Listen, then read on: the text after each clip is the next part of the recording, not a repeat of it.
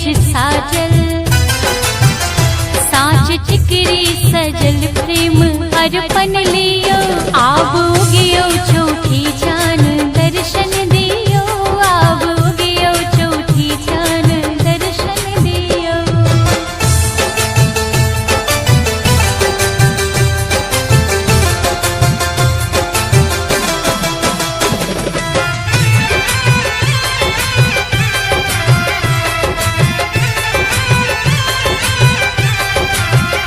पाँच रंगक छै फाल भैट फूल भरल डाल, पंच अमृत दही संग पुष्पक हे माल। थार नैवेद्य सुधाकर, थार नैवेद्य सुधाकर हे चखिए लियो।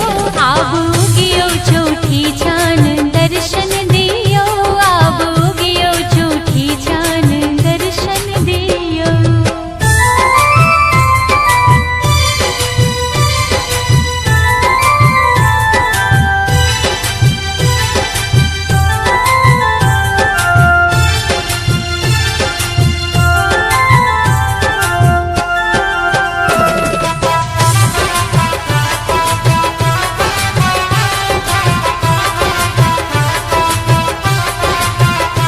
हर दुर्दिन कलंक रोग हृदय के सोग,